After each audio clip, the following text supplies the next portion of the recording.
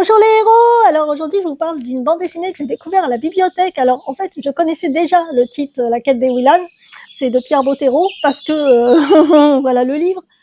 Je connaissais ça grâce à mes ados du théâtre qui m'en avaient parlé, qui adoraient cet auteur, et il n'a pas écrit que des bouquins fantastiques, il a écrit tout un tas de choses qui à partir d'aujourd'hui sont carrément mis par le ministère de l'Éducation dans le programme scolaire pour certains de ses livres.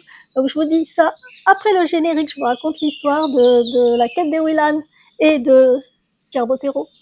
À tout de suite. Pouce en l'air, j'aime, partagez. Comme d'hab, générique.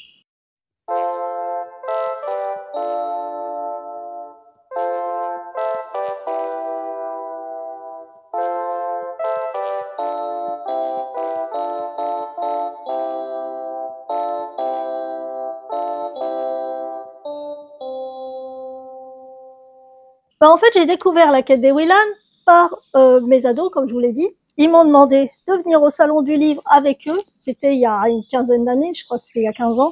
Ça devait être 2006, 2007 ou 2008, je sais plus. Alors, faut savoir que l'auteur est mort en 2009. Il a eu un grave accident de moto, donc il a laissé beaucoup d'œuvres.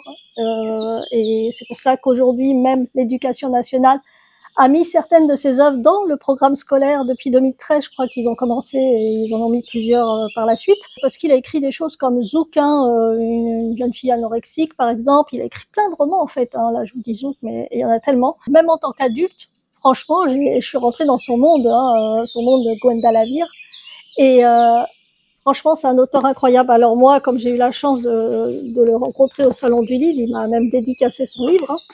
Donc, amitié pour vous, Karina. J'étais très contente. Et à la base, moi, j'avais même pas encore lu son livre. C'est juste que j'emmenais mes ados pour leur faire plaisir. Et eux, ils faisaient la queue parce qu'il y avait une queue extraordinaire. C'était énorme. Et moi, j'attendais assise chez un auteur à côté qui avait des sièges, et j'attendais parce que avec mon handicap, c'est compliqué de rester debout et de faire la queue. Donc, son premier roman, c'est vraiment une rédaction il aidait sa fille à faire cette rédaction, et puis sa femme tombe dessus et elle se dit waouh, c'est génial, continue. Bon, j'extrapole un peu. Alors ce roman, c'est Une amie pour la vie, qui est sorti en 2001 chez Flammarion. Alors pour la petite histoire, c'est un auteur qui est né en Provence, et au milieu des cigales, de la lavande, enfin bon, promenade dans la campagne, ça devait être une enfance merveilleuse. Donc il y a un bibliobus qui passe dans le village, et il découvre J.R. Tolkien, le Seigneur des Anneaux, et donc il va plonger là-dedans. Il va devenir aussi instituteur plus tard. Et donc voilà, c'est un peu son parcours. Il est né en 64, je crois, le 13 février 64. Il meurt assez jeune, et c'est vraiment triste parce qu'il aurait pu écrire encore beaucoup de romans. Et puis j'imagine sa famille, ça devait être horrible pour eux, de perdre leur papa, parce qu'aussi il avait 2 filles, je crois.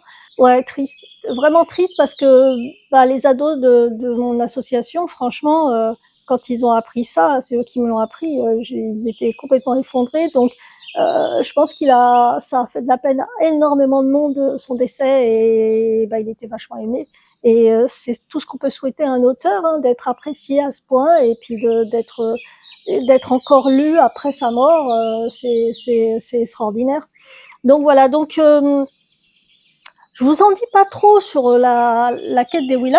En tout cas là, c'est en bande dessinée. C'est très très bien dessiné, d'ailleurs. Les dessins sont de Laurence Baldetti. La couleur, c'est Loïc Chevalier. Et l'adaptation, c'est Lilian, d'après l'œuvre originale de Pierre Bottero. Alors les 2 premières BD, alors là on voit Camille et Salim. En fait, les 2 premiers, le T1 et le T2, donc le T1 s'appelle D'un monde à l'autre, et le T2 Akiro. En fait, ces 2-là, c'est en fait le premier roman, le premier tome de La quête des Willan, donc la première trilogie. Donc La quête des Willan, c'est la première trilogie avec 3 romans, et puis il y a le deuxième, Les mondes des Willan, qui ont aussi 3 tomes, donc 2 trilogies, 2-3 tomes chacun. Alors faut savoir que ces 6 livres ont fait plus d'1 million d'exemplaires de vendus en 5 ans, quoi. Donc c'est paru en 2003. Le premier est paru en 2003, et je crois le dernier en 2005. Donc voilà, il a été très prolifique, hein, parce qu'il a fait sa trilogie très rapidement. Alors, c'est écrit assez gros pour les gens comme moi qui ont des problèmes pour lire. Je trouve que c'est vraiment très gros. Donc ça se lit très bien. Et je conseille ça même à partir de 10 ans. Hein. Je pense qu'il n'y a pas de souci. Hein. Ça dépend si l'enfant lit déjà ou pas. Hein. Et franchement, j'ai été très surprise de trouver ça à la bibliothèque parce que j'avais pas eu du tout vent que les bandes dessinées étaient sorties.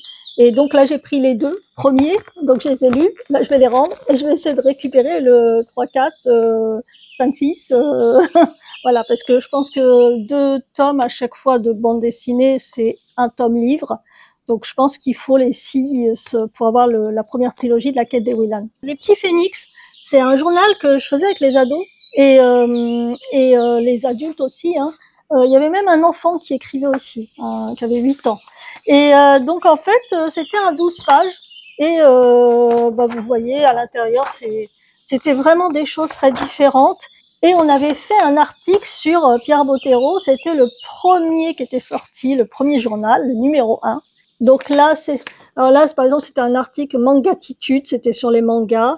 Là, c'était un article sur la pomme de terre, qui a créé la pomme de terre, d'où elle vient. Donc ça pouvait être tout un tas de choses. Il y avait l'histoire d'une personne venue d'Inde qui arrive en plein milieu de Paris. C'était marqué Tigron au pays de Molière. Là on parle des auteurs romantiques. Hein. Donc c'était les ados de l'association qui faisaient ça et c'était génial. C'est un article sur la guerre des étoiles, sur les trilogies Star Wars.